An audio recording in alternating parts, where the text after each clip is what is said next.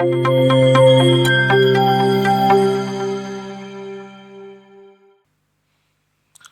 Everyone, तो कैसे हैं आप सभी लोग। तो चलिए आज हम लोग शुरू करते हैं अपना नया topic, that is company accounts, issue of shares.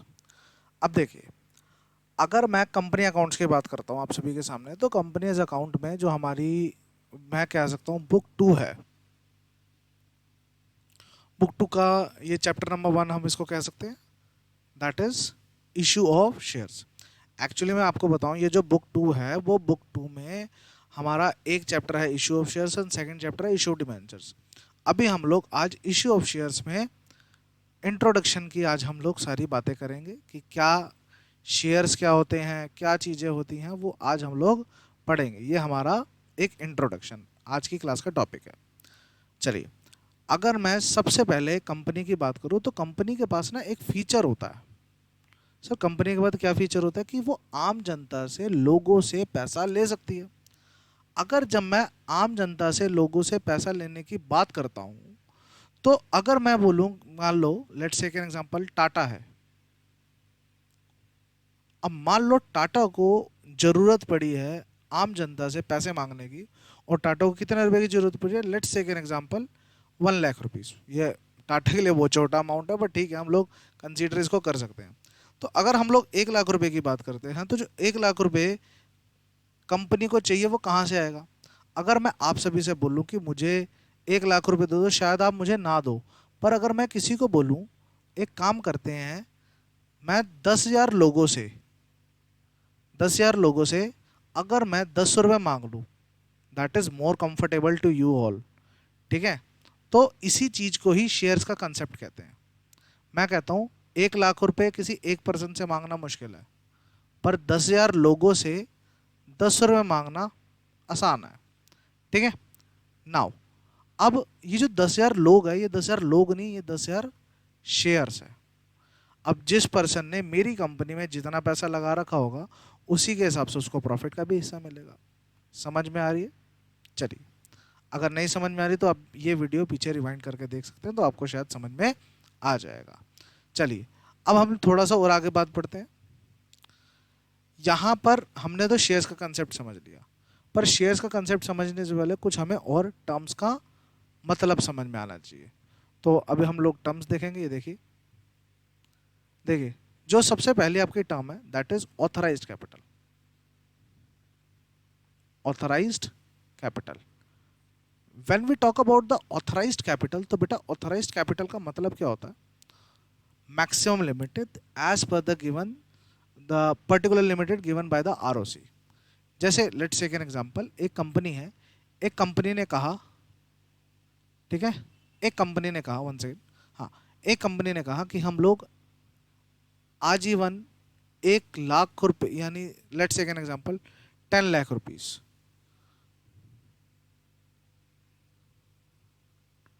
10 lakh rupees, 10 lakh rupees हम लोग आम लोगों से लेंगे। ठीक है, तो ये क्या हो गया, ऑथराइज कैपिटल। यानी कंपनी ने आरओसी से जाकर एक परमिशन ली कि मैं आजीवन 1 लाख रुपए आम जनता से ले सकता हूँ। ये जो 10 लाख रुपए की मैक्सिमम लिमिट ली ना, 10 लाख रुपए की मैक्सिमम लिमिट ली, ये क्या है, ये हमारा है ऑथराइज्ड कैपिटल। क्या है ये हमारा, ऑथराइज्ड कैपिटल। अब अगर मान लो किसी कंपनी ने एक मैक्सिमम लिमिट ले ली है कि भैया आजीवन इस 10 लाख रुपए से हम ऊपर नहीं ले सकते, तो अभी कंपनी को 10 लाख रुपए की जरूरत है नहीं, कंपनी को तो बहुत छोटे से अमाउंट की जरूरत है।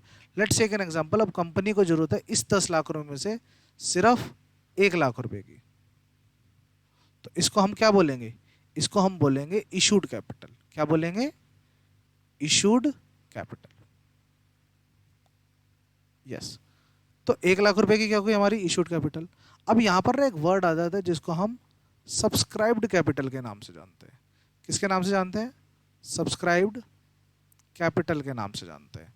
मान लो लोगों ने या तो 1 लाख रुपए देगा, ठीक है, लेट्स टेक एन एग्जांपल, जो आम जनता ने हम कंपनी को जो पैसा दिया, वो लेट्स टेक एन एग्जांपल दे दिया 98,000, तो ये हमारी क्या हो गई, subscribe capital.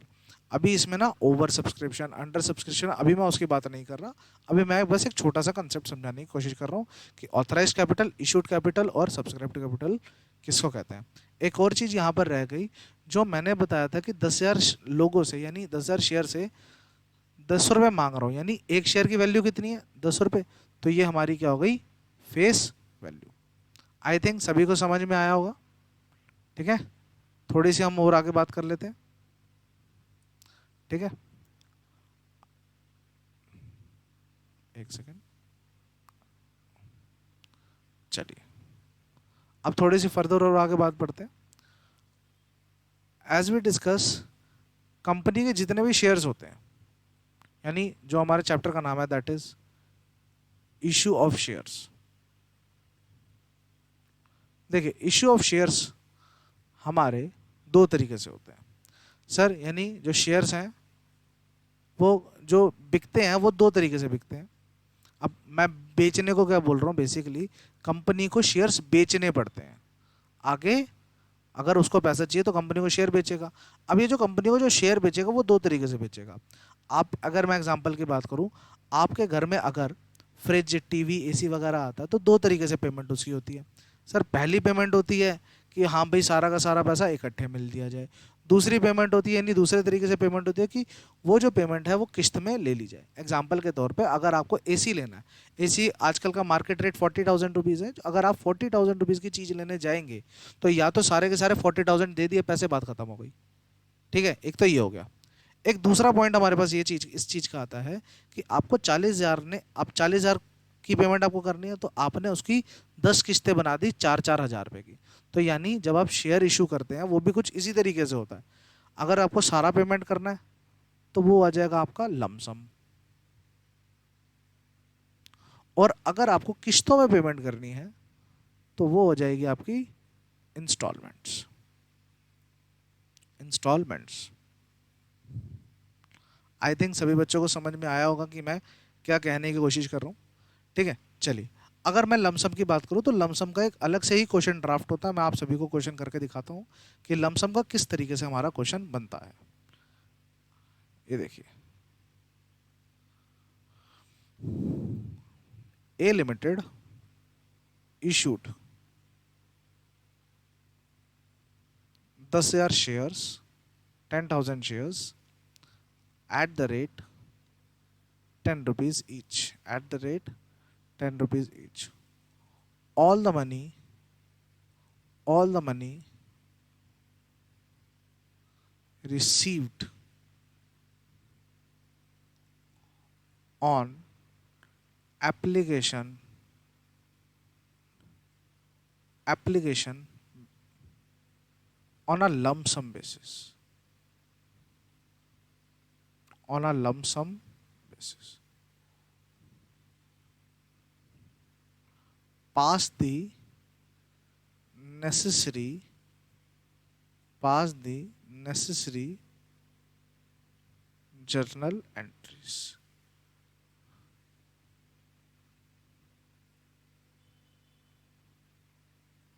Pass the necessary journal entries.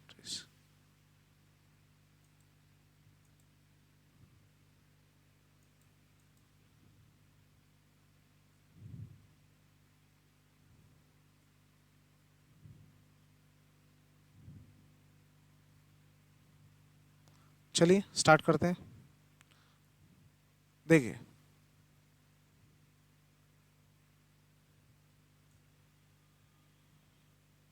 ये आप सभी के सामने क्वेश्चन है। अब इसको क्वेश्चन को करना है कैसे, जरा ये देखिए। Let's take an example. जो सबसे पहली एंट्री होगी, हमारे को क्या मिला, पैसा मिला। अब जो हम लोग अकाउंट्स करेंगे वो कंपनी के अकॉर्डिंग करेंगे। किसके अकॉर्डिंग करेंगे, कंपनी के अकॉर्डिंग करेंगे। तो कंपनी के अकॉर्डिंग सबसे पहले हमारे को क्या मिल जाएगा, पैसा मिल जाएगा, कैश मिल जाएगा, बैंक अकाउंट मिल जाएगा। तो हम लोग उसी बैंक अकाउंट को हम लोग डेबिट करेंगे। Bank account debit to share application and allotment. एक और बात मैं बता दूं, यही एक, बस यही क्वेश्चन है पूरी बुक में जो हमारा एप्लीकेशन और अलॉटमेंट को साथ में रखता है। एप्लीकेशन और अलॉटमेंट का सिंपल सीधा ये मतलब है कि क्वेश्चन जो है रहा है वो लमसम के बेसिस पर हो रहा है। ठीक है, तो यहाँ पर क्या करेंगे, 10,000 इंटू 10 यानी 10,000 शेयर्स को 10 रुपये से मल्टीप्लाई करेंगे। तो ऑर्गेनाइजेशन को क्या होया, कंपनी को कितना पैसा आया, 1 लाख रुपीज़ आ जाएंगे। ये हमारा कुछ इस तरीके से हमारा डेबिट और क्रेडिट हो जाएगा। ठीक है, यहाँ पर हम लोग नरेशन लिखने को नरेशन कुछ इस तरीके से लिख सकते हैं, being application money, being application money received, being application money received.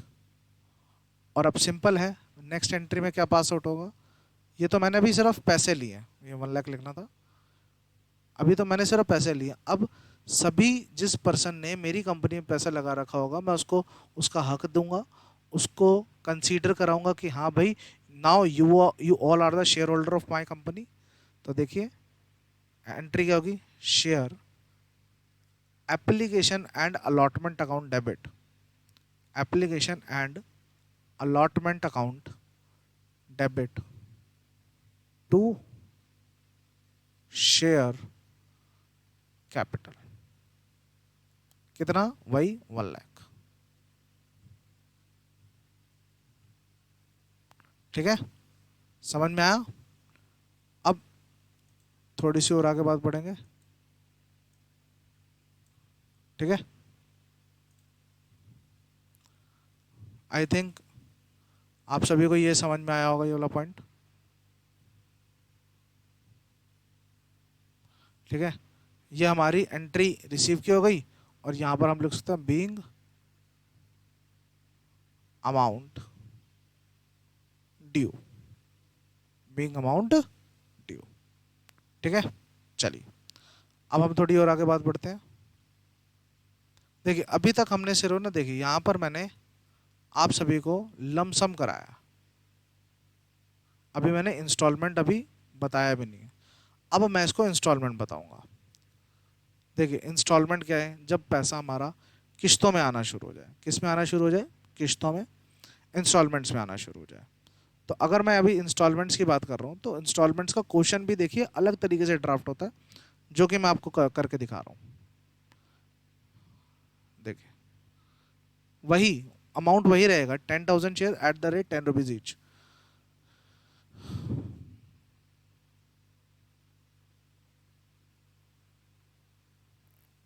A Limited issued 10,000 shares at the rate 10 rupees each, which are issued as follows, which are issued as follows: 3 rupees for application,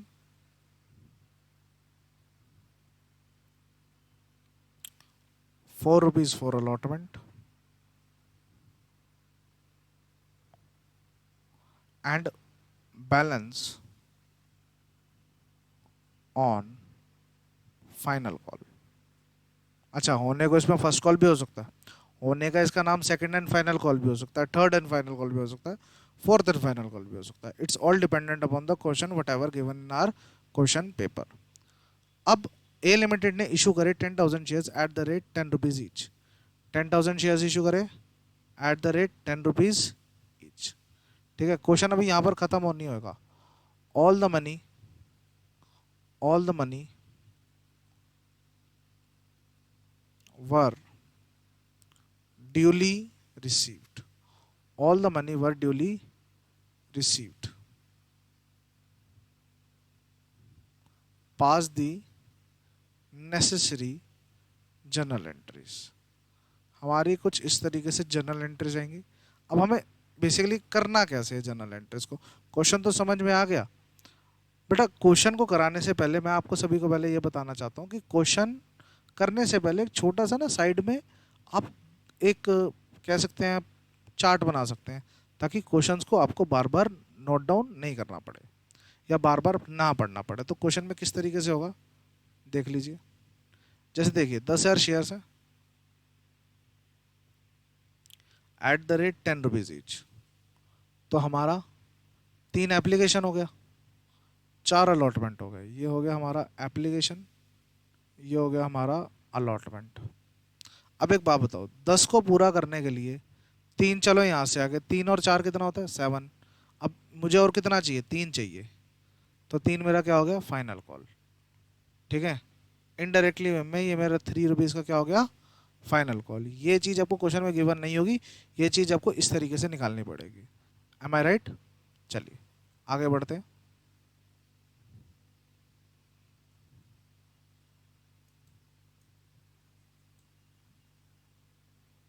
ठीक है, चलिए अब journal entry किस तरीके से होगी देखिए जरा। तो सबसे जो पहली एंट्री होगी एप्लीकेशन की एंट्री होगी। अब एप्लीकेशन पे ध्यान रखना, सबसे पहले हमारा एक पैटर्न चलेगा। पैटर्न किस तरीके से होगा, पैटर्न इस तरीके से होगा कि पहले रिसीव होगा, फिर डी होगा, फिर डी होगा, रिसीव होगा, डी होगा, रिसीव होगा। समझ में आ गई? यानी पहली जो एंट्री होगी वो रिसीव की होगी। ठीक है, चलिए तो पहली एंट्री करेंगे bank account debit, bank account debit to share application, bank account debit to share application. अब कैसे होगा, 10,000 इंटू 3 कितना हो गया बेटा 30,000, और ये कितना हो गया बेटा 30,000। एंड देन ये तो हो गया हमारा being application money received, being application money received. अब फिर share application account debit, share application account debit to share capital, to share capital. अब वही 30,000 जो यहाँ पर लिखो, बहुत सिंपल केस है, अगर ध्यान से देखोगे तो बहुत सिंपल, बहुत आराम से केस है, इतना कुछ दिमाग नहीं लगाना। 10,000 शेयर्स थे, 3 रुपये की अगर एप्लीकेशन है तो 3 रुपये की एप्लीकेशन से मल्टीप्लाई करके ये 30,000 आ गया। जो यहाँ पर अमाउंट है वो यहाँ पर अमाउंट है। Bank account debit to share application to share capital. ठीक है, तो ये हमारा क्या हो गया, एक ड्यू की एंट्री होगी, being application money due, that's it, खत्म। ठीक है, पहले में ध्यान रखो, पहले मैंने रिसीव करा फिर ड्यू करा। अब यानी अलॉटमेंट की जब बारिश शुरू होगी तो वहां से मैं ड्यू रिसीव, हमारा इस तरीके की साइकिल बनेगी। सिर्फ फर्स्ट साइकिल ऐसी होती है जो रिसीव्ड और ड्यू होती है, बाकी सारी साइकिल ड्यू रिसीव की चलेगी। तो देख लीजिए, share allotment account debit, share allotment account debit. अब 10,000 इंटू 4 के हिसाब से 40,000 टू शेयर कैपिटल,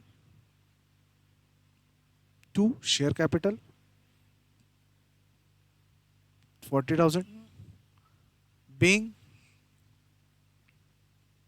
हम इसको छोटा करने के लिए अमाउंट भी लिख सकते हैं, बीइंग अमाउंट ड्यू। फिर बैंक अकाउंट डेबिट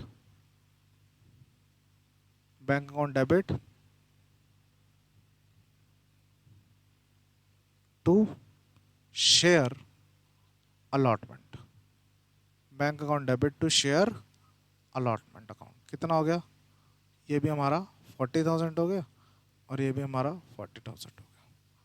फिर being amount received share allotment account debit, share allotment account debit to share capital account। ठीक है, कितना होगा ये भी अभी भी 1 सेकंड। एक बार हमने अलॉटमेंट कर दिया तो दोबारा अलॉटमेंट नहीं करेंगे, ये फाइनल कॉल का केस है, तो हम इसको अभी हम फाइनल कॉल के हिसाब से करेंगे। 1 सेकंड, ये हम लोग शेयर फाइनल कॉल के हिसाब से करेंगे। Being amount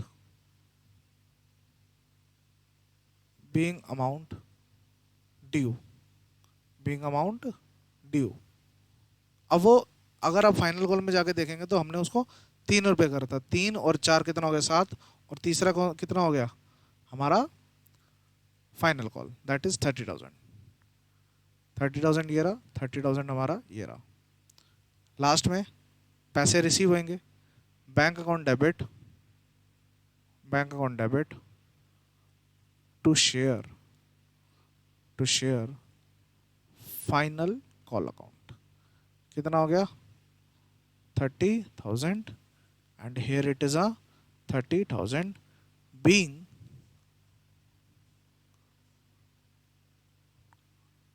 amount received. एक और चीज ध्यान दीजिए, मैं जब जब ना एंट्री ड्यू की पास कर रहा हूं, जब जब एंट्री में ड्यू की पास कर रहा हूं, उस सिचुएशन में मेरा हर जगह शेयर कैपिटल आ रहा है, आप जाके देख सकते हैं। और शेयर कैपिटल कहाँ होता है? ज़्यादातर क्रेडिट होता है। और जिधर भी मैं रिसीव्ड की एंट्री पास आउट कर रहा हूँ ना, वहाँ पर मेरा बैंक अकाउंट आ रहा है। और ऑर्गेनाइजेशन में जब पैसा आएगा तो बैंक अकाउंट क्या होएगा? डेबिट होएगा। समझ में आ गई बात या नहीं? हाँ जी। आज हमने क्या पढ़ा?